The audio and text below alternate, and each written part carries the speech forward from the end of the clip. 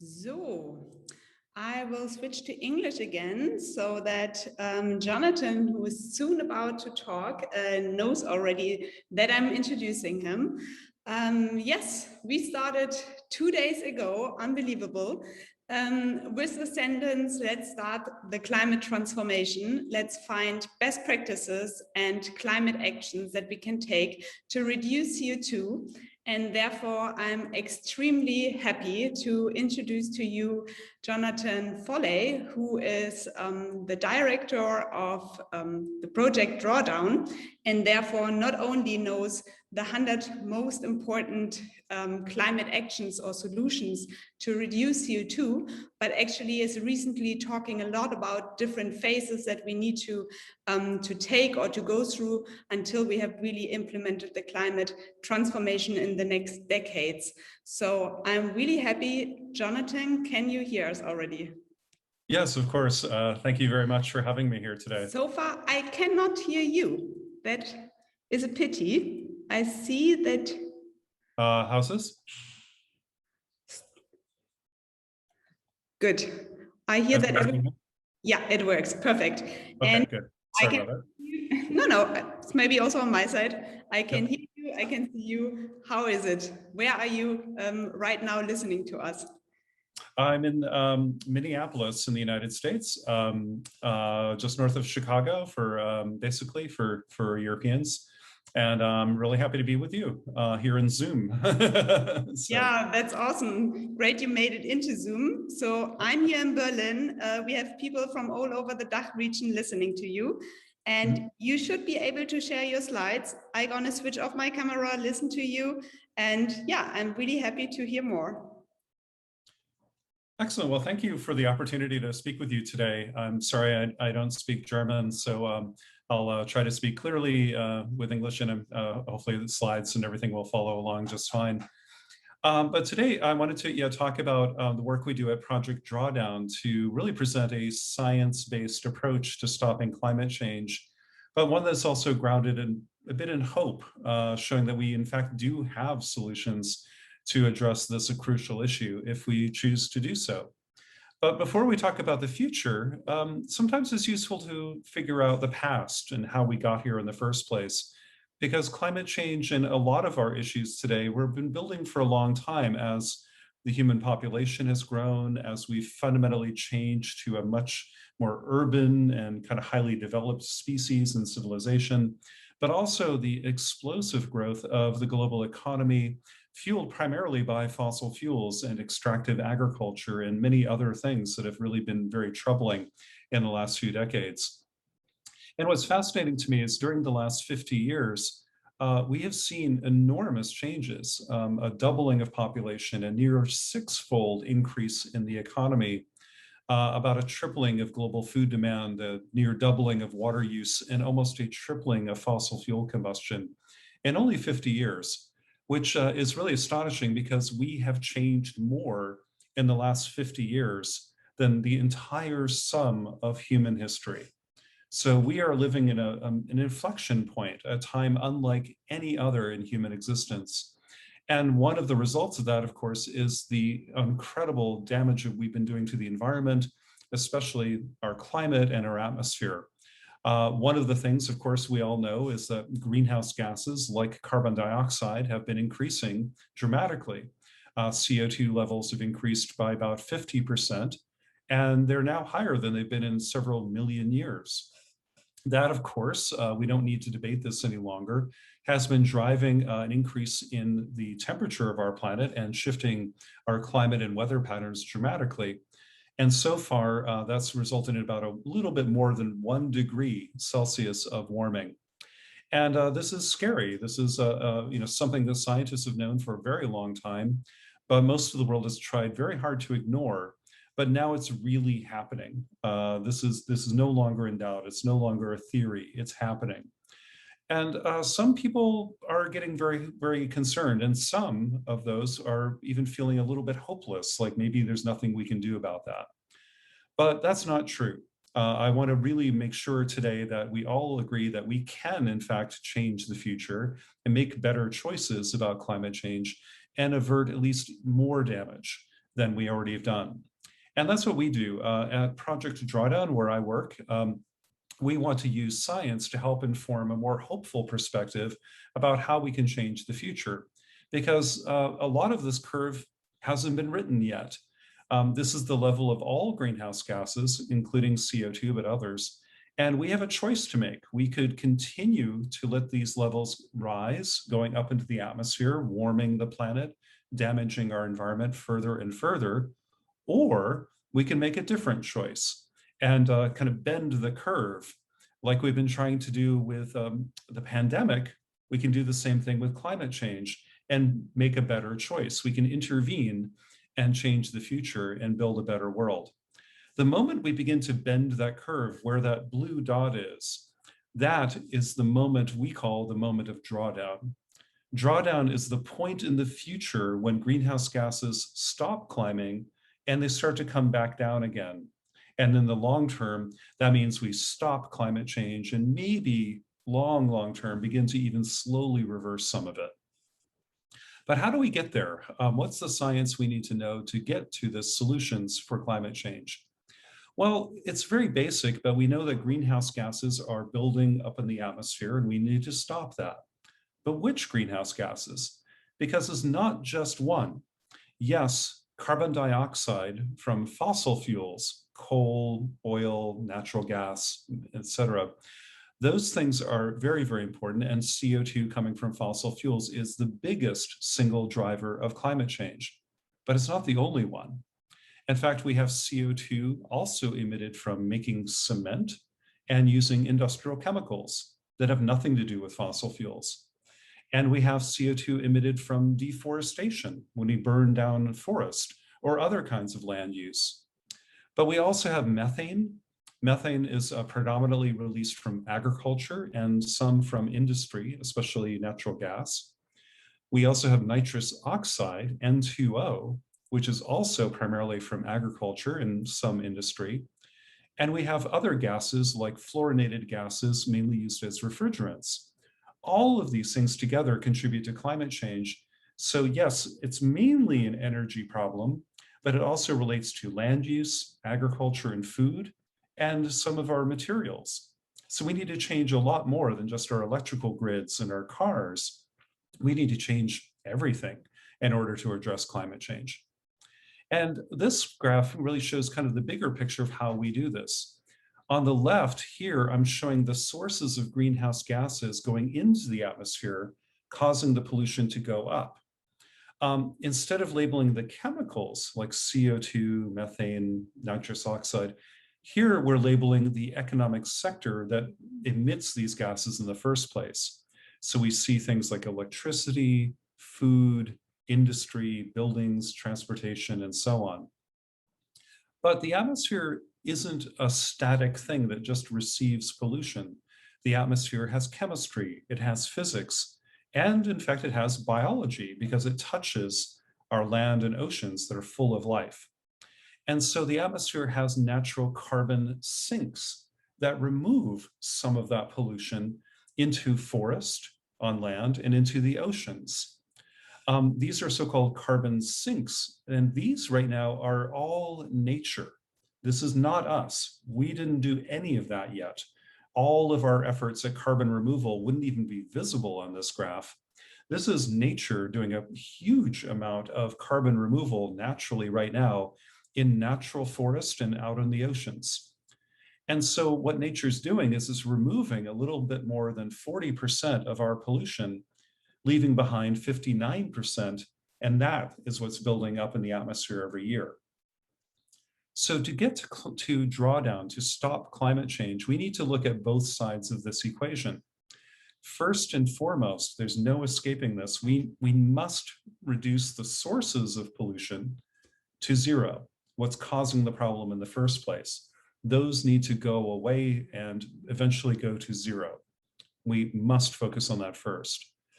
We can also, though, support and maybe even enhance nature's carbon sinks so that they continue to remove carbon and maybe remove a little bit more of that share of our carbon burden.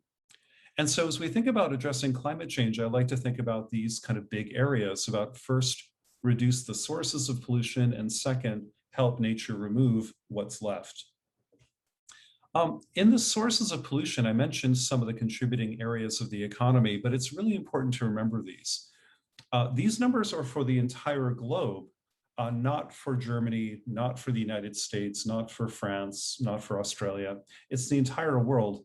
So every place is a little bit different than this, but this is the total for the entire planet. Electricity production, burning coal and oil and gas primarily, for making electricity is about 25% of what causes climate change. Food, agriculture, and land use is about equal to that. So electricity and food contribute about half of the climate problem. All industries other than this are about 20%. Transportations, maybe 14%.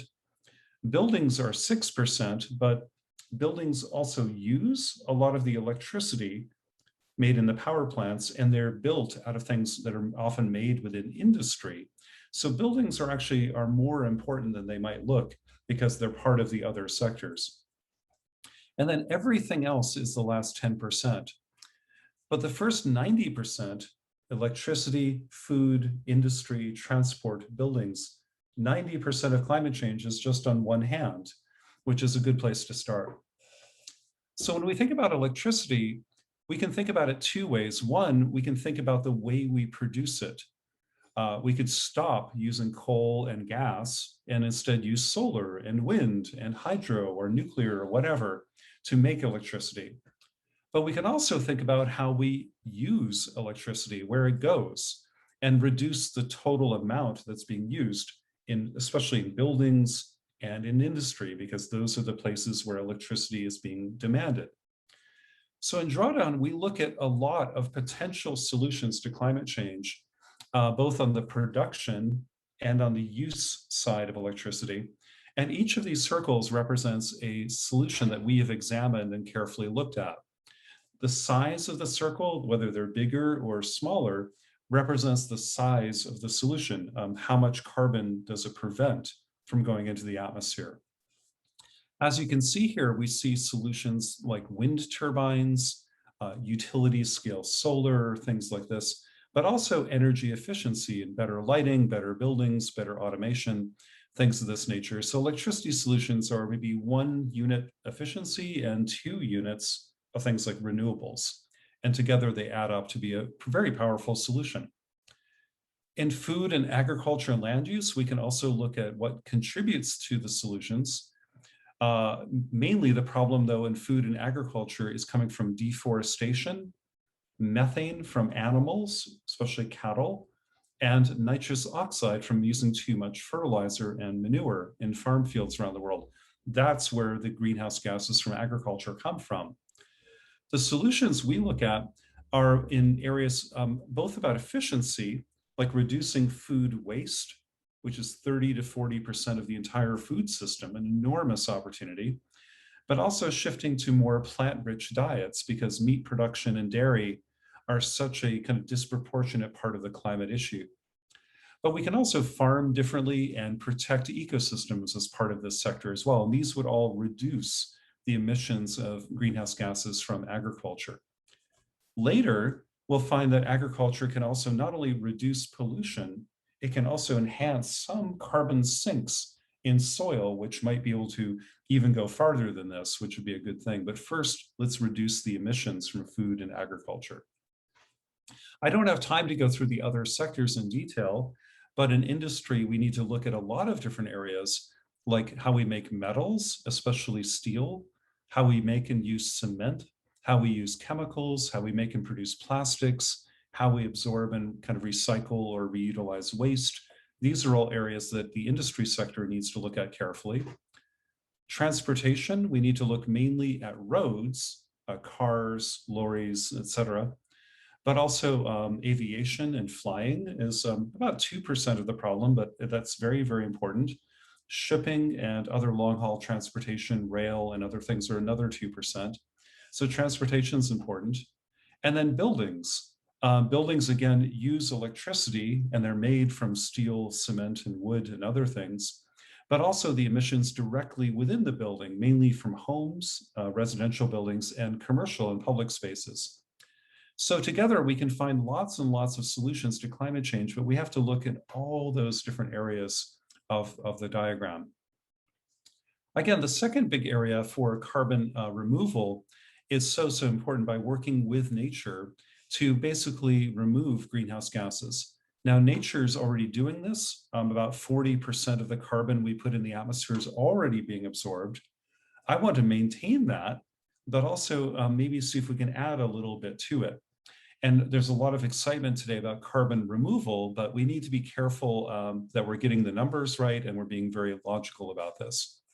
But there are opportunities to use land, to plant maybe more trees, to farm better, that can absorb a little bit more carbon, oceans and coastal ecosystems, and also potentially machines or engineered sinks that can absorb some greenhouse gases.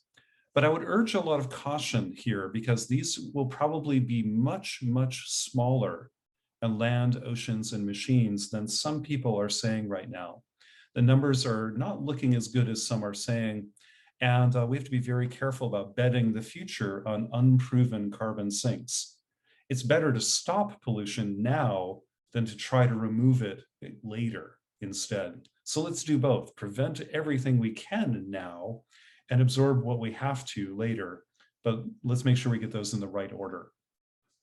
But together, we do have a lot of solutions to climate change. Here's kind of the bigger picture of ways we can reduce the sources of pollution in electricity, food, industry, transport, buildings, etc. Here's how we can support nature and its carbon sinks. We know how to do a lot of this on land. There are opportunities in the oceans, but the science is still exploring how large those numbers are. I expect those will get larger. And then on the engineered sinks, the carbon removal machines, they're very, very small and have been pretty dramatically overpromised right now. But they may grow in the future, but it's going to take a very long time. But together, even with all these solutions, what we have today, let alone what we might invent tomorrow, we can now change the future. We can actually shift that curve dramatically from an increasing greenhouse gases that continue on into the future, causing more damage. We can choose other paths, like the yellow or green curves, where we actually stop climate change, perhaps as early as the late 2040s, maybe into the 2050s or the 2060s. All of those are possible with tools we have right now, if we really make concerted efforts starting today. If we do that, the good news is we can stop climate change somewhere between 1.5 to 2 degrees of warming, depending on how aggressively we move forward with tools we have now. The good news is we've learned a few things here, is that it is not too late to stop climate change. The only thing stopping us is us. We have the tools, we have enough solutions to stop climate change, and we can add more tools and solutions as we go. The important thing, though, is time. We don't have a lot of time to waste. We have to dramatically reduce the emissions of greenhouse gases starting right now, and then over time build up more carbon removal with machines, with forests, with soils, but that's going to take time.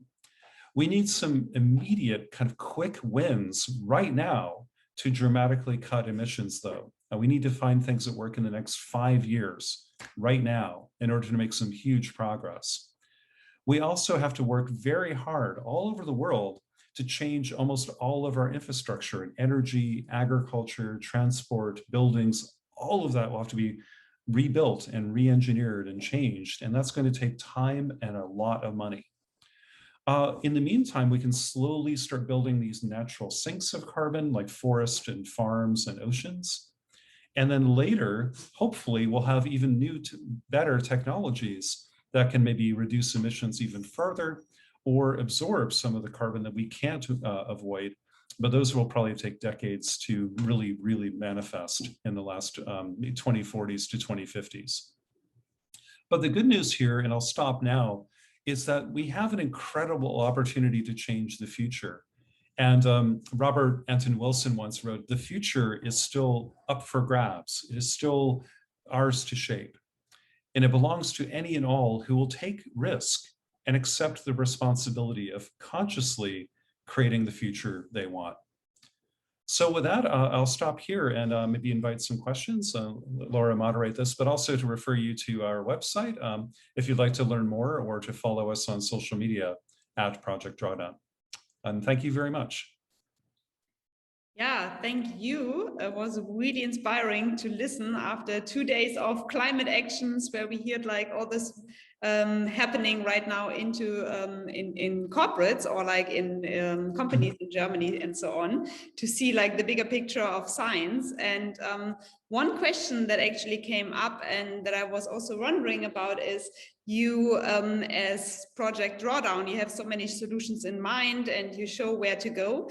Is there a way to collaborate? And actually there was someone in our chat who know that you have the Project Drawdown Labs. So is it anyhow possible to cooperate there? What are the results that will come out of it? What are the actions you see there? Yeah, that's a good question. That's one of the things. Our organization is now getting a little bit bigger, because at first we were just doing research and we wrote a book and hoped people would do something with it. But now we're realizing we need to convene people, bring people together and share ideas more and more. Like your conference is doing that too. We've created a few little forums as well to try to incubate some of those conversations to foster them.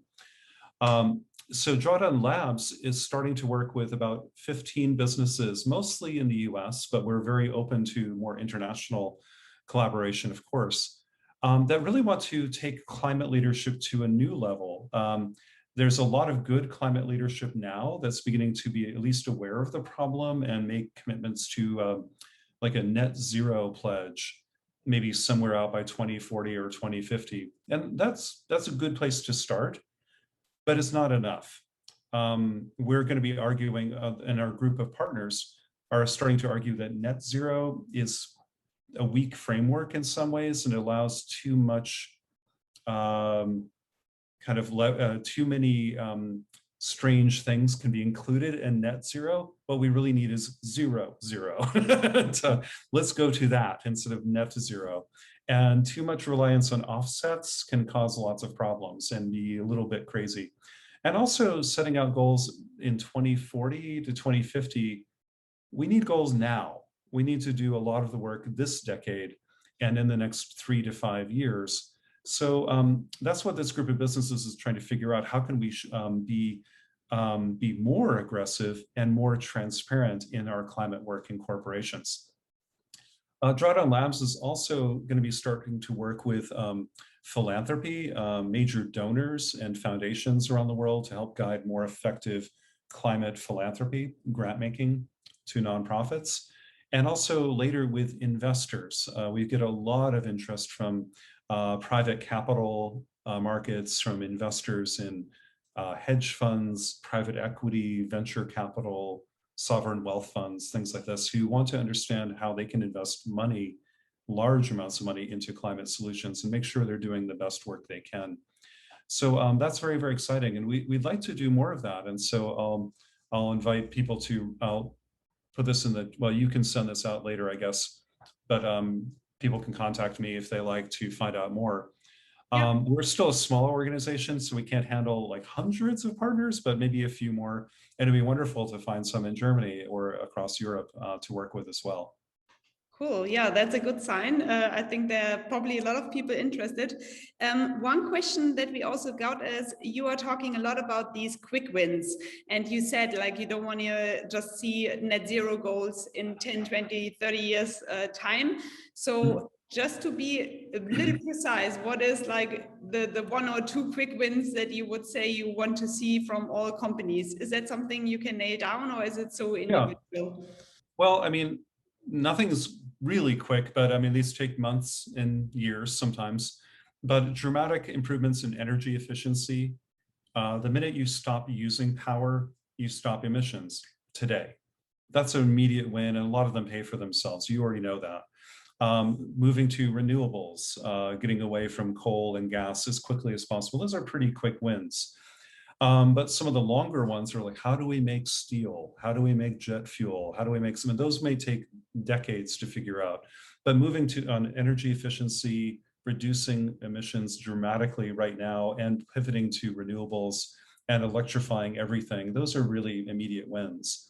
But for some of your companies that might be in the food space or other things, food waste, #1 priority, 30 to 40% of all the food on the planet is wasted. No one is seriously addressing this, as far as I can tell. We talk about it, but I have not seen real movement on that yet. Nothing that's showing up around the world. And yet it's probably one of the largest levers on climate change there is. Everybody will say that, acknowledge it, nod, and then ignore it.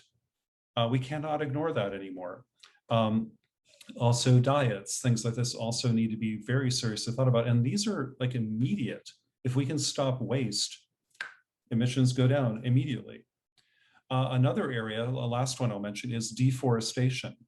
That again, about 10% of all climate change, more than, that's what 2 or 3 Germany's worth of emissions right there, probably 4, is caused by deforestation. And the minute we stop deforestation, we stop the greenhouse gas emissions. Also, the loss of biodiversity and the harm to indigenous communities that can cause as well. So those are all like things we could do right now. So stopping deforestation, stopping the waste of food, stopping the waste of energy. These are all really stupid things that we're doing anyway. Why are we still doing them? Why are they even allowed? They don't require new technologies. They don't require a lot of capital. They just require us to stop doing a lot of very dumb and harmful things. So I think those could be quick wins, but I'm waiting for people to do them. They're waiting. There's no new technology. We don't need trillions of dollars of capital. These are doable things. Actually, we had an online fair and we're presenting a few solution providers, and one of them is working with like waste, food waste to farm insects and then feed them back into the food loop. So to reuse that at least when the waste is produced. Maybe one quick last question. So we had companies setting science-based targets here, and everyone was very much showing that they are willing to change, willing to take action. But one thing that also always popped up is that there is this human factor. So we know the solutions, we kind of know how to set goals, and then we have to take them. Is there something you can advise people, like how to get the employees on track, how to involve everyone? Are there trainings that you offer, or is there what is like your solution to get people engaged into the topic? That's a very, very good question. A lot of our companies we have already talked to ask us this every day, and it's very important to engage employees. And we have a saying at Drawdown that every job is a climate job, not just the sustainability people, not just all of you. Everyone who works in your companies may be the source of your climate action.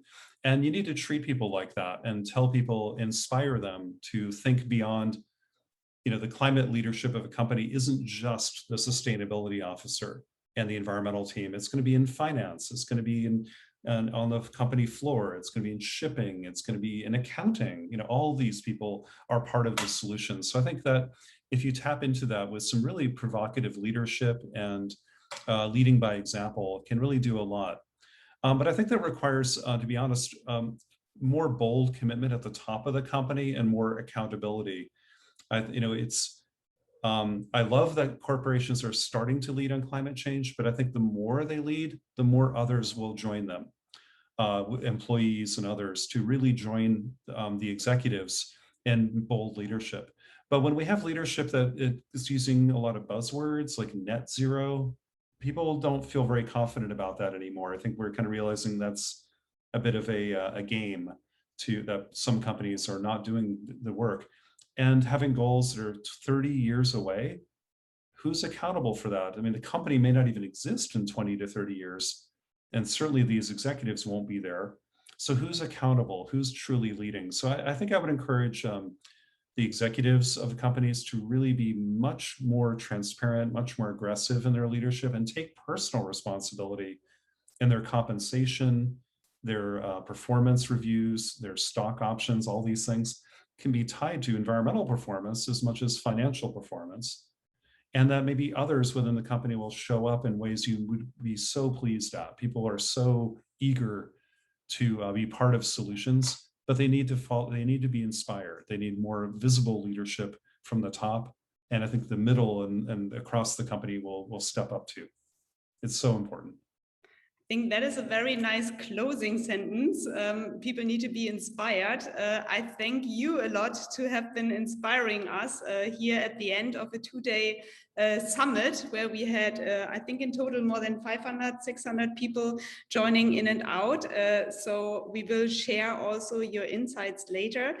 Maybe as a last sentence, if people would forget everything about the last 2 days, what you would personally want everyone to remember about climate actions? Is there one sentence you could share? Yes, I think the name of your conference is a good one. The future of climate change and the future of our planet is still a choice that we can make. So make a good one. Cool, I'm gonna take that. So take your climate choice, I love that. And yeah, with these words, I would actually close the conference or the summit and wish everyone a wonderful weekend. For you, Jonathan, a little bit later, but thanks a lot for having us and the other way around. And yeah, everyone else watching, have a really great weekend, digest everything that you heard. And then on Monday, we all take starting climate choices and actions. That's wonderful. Thank you. Big thanks from my side. Bye-bye. Bye, everyone.